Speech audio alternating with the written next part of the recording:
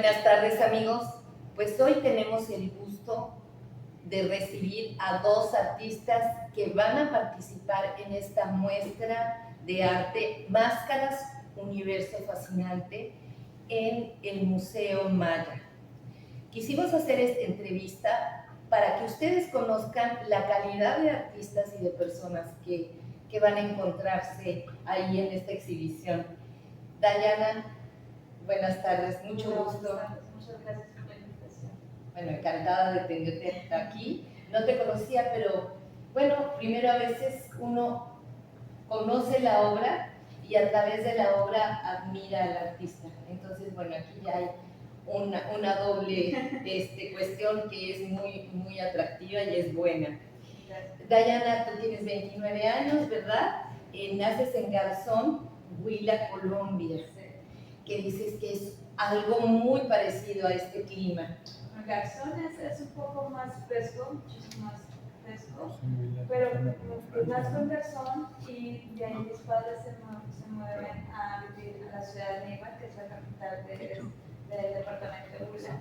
Que bueno, el clima es muy parecido al de Cancún, pero es seco, es un clima seco, ¿no? Sí. Bueno, no es como aquí que, bueno, aunque vayas de aquí a Mérida, que son 2 horas y sigue siendo caliente. Sí. No, ya tú puedes irte a otro pueblito 20 minutos y ya hace frío, ¿no? Porque hay muchísimas montañas.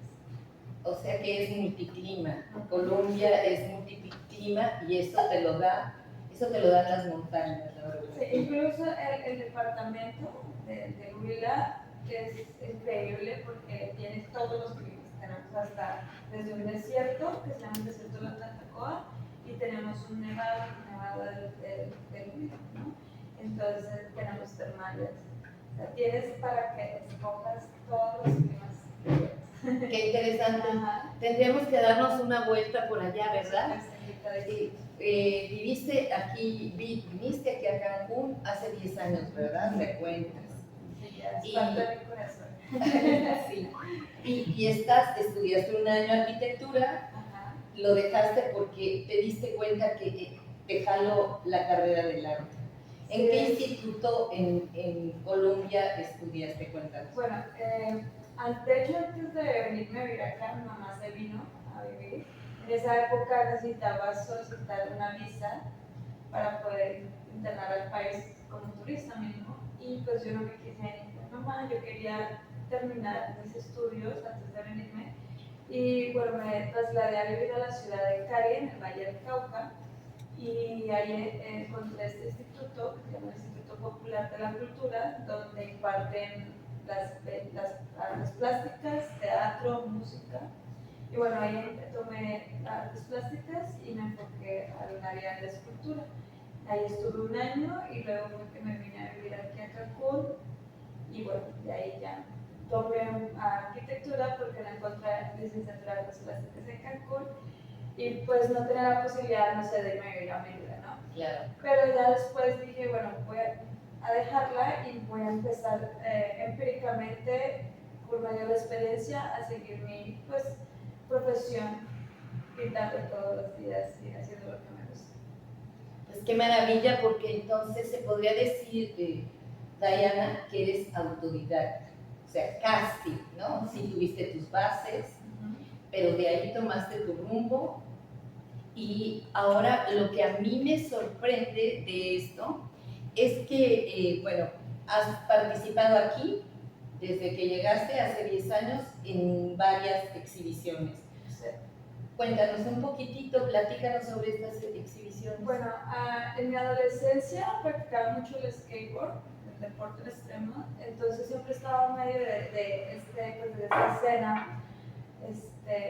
Y entonces, obviamente al llegar acá busqué la escena del skateboard, skateparks, y bueno, conocí muchos amigos, y de la casualidad que en ese entonces iban a hacer una exposición, una colaboración con los de surf y de skate, donde iban pues, a contactar artistas que intervinieran todos estos materiales para hacer obras pictóricas o simplemente agarrar los materiales y pues juntarlos y pues que utilizaran su creatividad para así realizar pues, algunas piezas de arte, ¿no?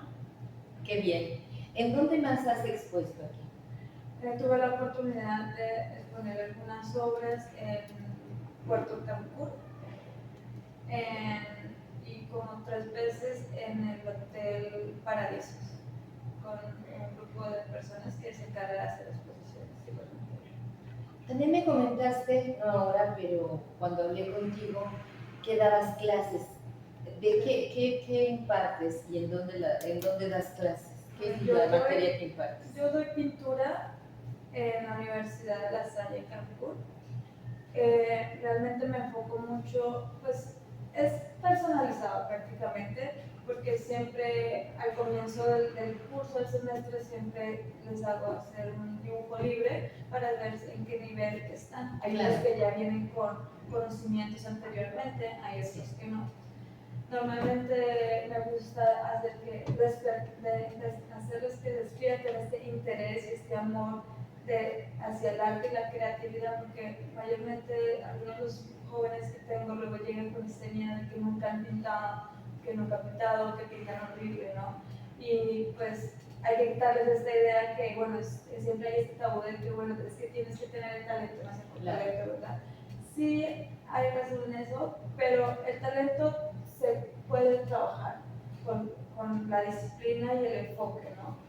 Me recuerdo mucho un maestro que era una eminencia que tras descansa en el Instituto de la Cultura, que nos recalcaba mucho eso, ¿no? Que si tú pones 2 personas, una con talento y una sin talento, muchas veces la persona con talento no se enfoca porque se entra en su área de confort, de como, ay, como soy bueno, no se dedica a mejorar. Sí. La persona con dedicación y enfoque va a llegar a un punto en que va a ser muchísimo mejor que la persona con talento, ¿no? Entonces, siempre les recalco eso a los niños, que no se trata de que se pintan feo o bonito, sino hay que trabajar y expresar lo que sienten y la necesidad de ser creativos y llegar al arte, ¿no? Eso es para todos. Claro. Tú les das práctica, son clases muy interactivas, sí. Deben serlo, y les das teoría del arte, algo sí. Sobre la historia del arte, sí, de los grandes maestros. Sí, de hecho, sí, no está en lo que tengo que impartir, pero sí busco siempre de mezclarles un poco de historia del arte, de que busquen un poco más de todo lo que les gusta. Por ejemplo, justamente ayer que tenía clases, me estaban platicando, bueno, es que me gusta la acuarela, ¿no? Entonces les decía, bueno, necesito que me investiguen un artista de las acuarelas, porque se van a dar cuenta que hoy día está muy popularizado de que la acuarela es solamente manchas, cuando en realidad es algo nuevo y es algo que la gente debería conocer un poquito más de afuera, cuando hay hiperrealismo de paisajismo, claro. Que es acuarela y es increíble. Entonces no es solamente venir y tratar de hacer unos pincelados, sino que también se involucre con toda la historia de cada material, cada técnica, claro. Entonces de la historia del arte, ¿no? Porque cada uno tiene un periodo y una evolución increíble, ¿no? ¿Cuántos años dan de arte en esta universidad?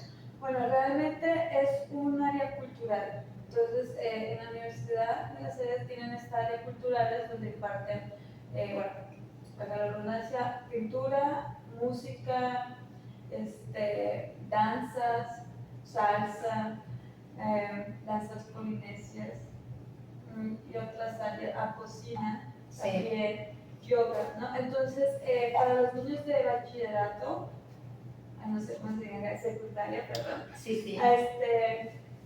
Y de la universidad siempre deben de como que cumplir algunos culturales o escoger una especialidad. Entonces, en esta área de culturales tienen que escoger una para así cumplir sus créditos. También, pues, hay unos niños que tienen beca, entonces tienen que escoger una de estas áreas y pues cumplir con las horas y pasar las materias. Pues es muy lindo que independientemente, creo que lo combinas muy bien, tu trabajo del arte, de creación y creatividad, con la impartición de tus conocimientos. Creo que esto lo refuerza bastante bien. Claro.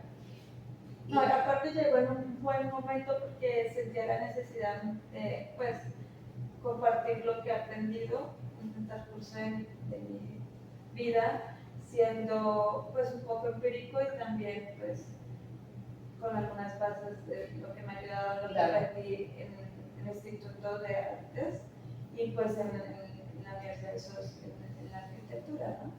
Que te enseñaron mucha historia del arte. Pues te felicito, y yo sé que en este momento andas con la serie de máscaras y el oro de Colombia. Este oro de Colombia tan ancestral que es precolombino. Coméntanos un poco en relación a esto, porque esto nos trae, y por eso es que me encantó.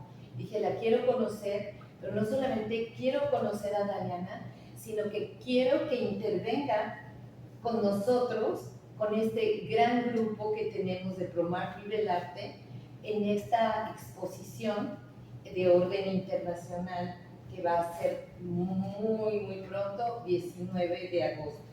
Vamos a estarla promoviendo y en la misma entrevista vamos a pasar tus piezas, las que has desarrollado y las que vas a presentar, vas a exhibir para esta muestra. Platícanos un poquito, porque esta idea de recrear las máscaras es ir al pasado de alguna manera, ¿no? Traer tu cultura, la cultura primigenia de Colombia, y poderla mostrar ya en un plano contemporáneo. Porque bueno, esto de las máscaras, estarán de acuerdo conmigo los que andan por aquí. José, que ya tienes que aparecer por acá, él está como backstage, pero esto tiene muchísimo fondo, mucha historia y una gran lectura. Platícanos sobre tus máscaras. Bueno, ¿cómo no sentirse inspirado en esta cultura precolombina, ¿no? Y más que viene siendo de mi cultura como colombiana, ¿no? Estas pues máscaras precolombinas datan del año 1600 antes de Cristo, ¿no? O sea, hace muchísimo tiempo atrás. Sí.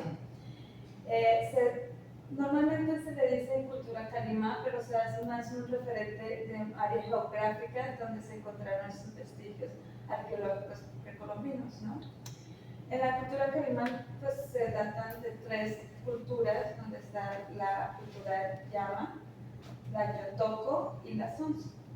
La cultura llama tienen muchas sus características, son demasiado por su orfebrería y pues su cerámica, que normalmente sus representaciones se basan mucho en la vida cotidiana de las personas y en los animales, pero también hay algunas muestras artísticas donde hacían obras en mitad hombre y mitad animal, ¿no?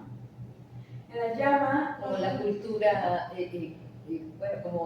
cultura, y más que la cultura maya, también los griegos. Sí, de hecho, es muy particular que en la cultura de los griegos, en los atlantes, sí, en esta época, y normalmente es como la misma época, como 1600 antes de Cristo. En la línea de la historia tienen este mismo ritual funerario. O sea, si tú te vas a los atlantes, tienen máscaras funerarias en oro también. O sea, no son idénticas, pero parecen que fueran primos, hermanos, que vivieran a la vuelta de la esquina y estuvieran haciendo el mismo tipo de arte funerario, ¿no? Entonces, es muy particular porque están al otro lado del mundo y a la misma época. Porque es América. O sea, Perú, Colombia, todos estos vestigios que encontramos en el prehispánico se pueden entrelazar de muchas maneras. O sea, realmente lo que comentabas que es increíble, cuando llegan los españoles se quedan maravillosos por todas estas grandes vestiduras de los etnias allá. Sí, claro, imagínate, tú llegar como civilización avanzada y llegar y ver toda esa civilización vestida, repleta en oro. Sí. Encontraron el tesoro más grande del mundo. Sí, los ojitos seguramente se les hicieron así de ¡wow! Aquí tenemos. Claro. Recuerdo mucho una vez cuando estaba chiquita que los maestros nos comentaban acerca de sus historias y nos decían que lo que hicieron fue hacer un tipo de trueque con los espejos, ¿no? Sí, aquí igual, ¿verdad? Aquí igual. Igualito, imagínate, o sea, ellos nada más se podían reflejar en cuestiones de jade pulidas, en el agua, en muchos, digo, porque no existían tantos metales, entonces no podían pulir tanto. Entonces, a la hora que ven los espejos, yo creo que dicen, pues sí, te cambio el oro por el espejito. Claro. Y bueno, ellos apreciaban mucho el oro, este material, no como de esta forma banal como lo hacían, digamos, los españoles, que eran un intercambio, ¿no? Sí. Prácticamente, sino más como una acercación hacia el sol, que ellos veneraban al sol como su dios, ¿no? Y como ellos creían en el más allá, entonces ellos creían que a la hora de morir eran el medio de conexión para llegar al sol. Entonces, el material más cercano que podrían tener a la mano y encontrar, digamos, en este mundo era el oro, que se parecía mucho al sol.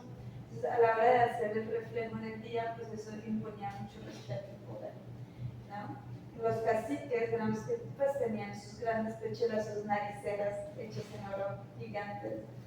Ellos, en sus rituales funerarios, cuando morían, ellos practicaban la poligamia, entonces tenían su mujer número uno y sus esposas secundarias.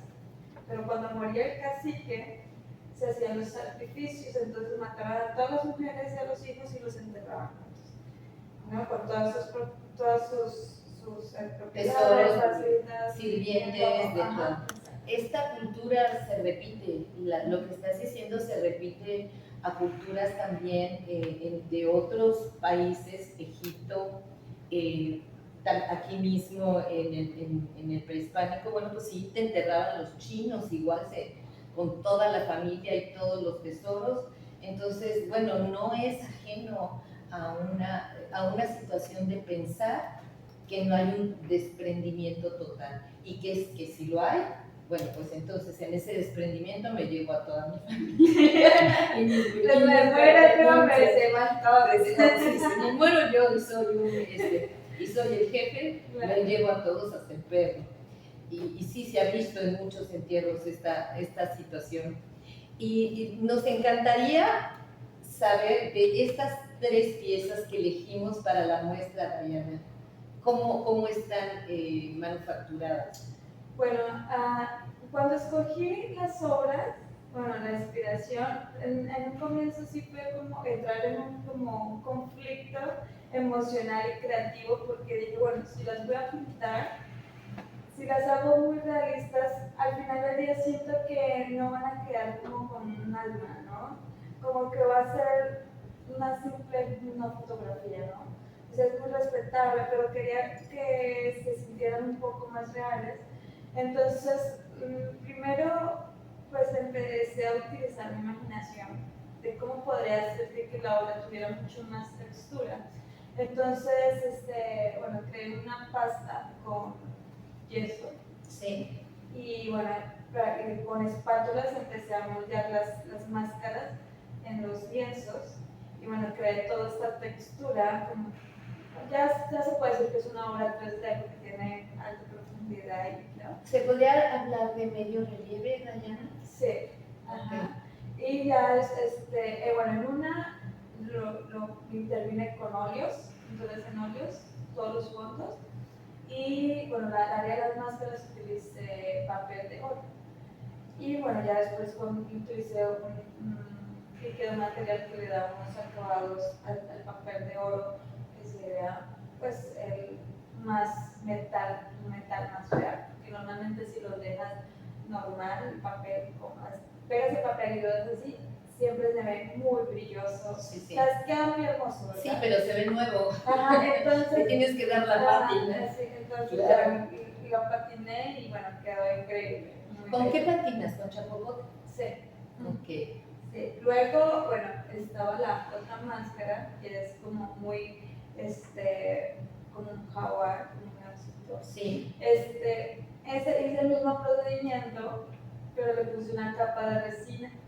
Entonces esto, un perfil que queda un poquito más lisa, pero le iba a agregar un color que al final no me funcionó porque cuando lo moví se me transparentó, entonces tuve ese caos emocional, así como, o sea, peleé con mi obra, así, a ver, dame un momento, déjame descanso de ti, no te voy a ver porque estoy triste, Sí. ¿no? Cuando descansas la obra, es lo clásico, ¿verdad? Sí, entonces, aparte como que te entra también un poquito de depresión porque no, o sea, sí puedes tener una idea en tu cabeza creativa que al final no sabes cómo va a ser el resultado, pero te imaginas algo increíble, ¿verdad? Y cuando estás en el proceso creativo y te das cuenta que hay fallas o cosas que no resultan como esperaban, entras como en un agobio y dices, bueno, ya. Y es muy importante esos espacios porque después te das cuenta que es muy importante tomar esos espacios para regresar y ver cosas que antes no veías o simplemente encontrar soluciones que antes por medio de este agobio o este estrés emocional no lo solucionas por el mismo estrés, ¿no? Sí. Cuando ya regresas más tranquilo, ya estás más con tu mente abierta para encontrar soluciones. Entonces, pues bueno, ya ahí lo que hice fue solucionarlo de pintarle unas capas de color oro y ponerle, lo patiné también. Entonces, pero como son dos materiales muy diferentes, o sea, la base sigue siendo yeso, pero uno le puse una de la resina y el otro no, entonces realmente las texturas son muy diferentes, ¿no? Tengo una pregunta para ti. Estas 3 máscaras con las que estás participando están como influenciadas por todo esto, o sea, ¿te influenciaste en alguna pieza en especial de la cultura? Sí, me influencié en 3 máscaras funerarias. Ok. Ajá, de la cultura caribe, y que son las pues, más reconocidas. Sí. Obviamente no me quedaron exactas, no era la intención, pero sí tienen el alma. Ok. ¿Qué es tan importante imprimir el alma en una pieza? Pues nos encanta y lo vamos a disfrutar muchísimo y espero que nos apoyen para compartir toda la información que vamos a vertir aquí, Uriel, para que esta exhibición se promueva.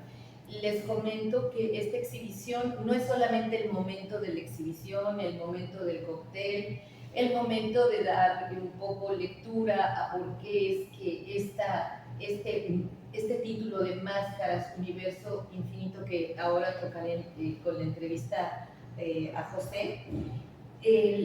La idea de esto básicamente es ver la visión como la tuya. Tú basas tu visión en el pasado y la traes al presente. Y hay mucho de esto en todos los participantes. O sea, algunos se están basando en algo del pasado para proyectar el presente. Entonces, ese es el sentido de que desde tiempos ancestrales se ha manejado la máscara, pero tiempos verdaderamente lejanos, remotos, el artefacto es ponerte una máscara, porque allí, en esa máscara, la máscara esa es la que va a expresar, tu cara no, es la máscara la que está expresando y se va a dirigir a un objetivo y a una temática, y la temática puede ser, no sé, de una deidad, puede ser de un sacrificio, puede ser de algo, la deidad puede ser buena o puede ser mala, ojo, porque también existe, puede ser algo relacionado con la cacería, porque también hay mucha máscara con animales, y así, ¿no? Con la locura, con las fiestas. Entonces es muy interesante el universo fascinante de las máscaras. También, pues, transmitirlo al público, porque hay mucha gente que, por ejemplo, en mi caso, cuando estaba platicando con muchos de mi familia o amigos, les estaba platicando acerca de la exposición y por qué había escogido las máscaras, dónde eran las máscaras y todo, y la mayoría ni siquiera sabía acerca de la cultura caribe, ¿no? Entonces es muy importante, creo que así como todos los artistas participantes que me están diciendo que muchos también están utilizando de referente el pasado algunos del presente, de difundir, ¿no? Esta historia Sí. para todo el mundo, ¿no? Incluso para los mexicanos del mundo, porque al final del día todos hacemos parte de la historia. Pues, Dayana, muchísimas gracias por tu participación. Esperemos que mucha gente nos visite, sobre todo las escuelas, invita a la gente de la Salle. Sí, Se pueden hacer recorridos muy lindos. Vamos a hacer en el marco de la exposición, vamos a realizar algunos talleres, algunas charlas, reuniones. Entonces, es como para seguir dando vida, no tener la exhibición y ahí se quedó. Claro. Y nada más los turistas que llegan por allí y visitan la exposición Maya, que también seamos nosotros, esta ciudad de Cancún, la sociedad de Cancún, la que llegue ahí, niños, adultos mayores, que llegue y disfrute de todo lo que vamos a hacer alrededor de esta exposición. Es como darle más vida. Ya tiene per se por toda la creatividad, pero ahora vamos a intentar eso. Muchas gracias por venir, esta es tu casa. Muchísimas gracias. Y esperemos que esta sea la primera de muchos eventos que podamos realizar, porque esta exhibición se pretende itinerar a diferentes lugares. Entonces estamos tratando de cerrar con otros lugares para que cuando termine aquí su periodo podamos pasarla a otro y que venga acompañada de talleres, de lecciones, de talleres de arte y todo esto. Entonces, pues ojalá que también pueda ser parte activa de todo esto. Muy interesante, muchísimas gracias. No, al contrario a ti. Muy agradecida. No, y Ser parte de nosotros todo. más y nosotros más. Muchas gracias, Dayana.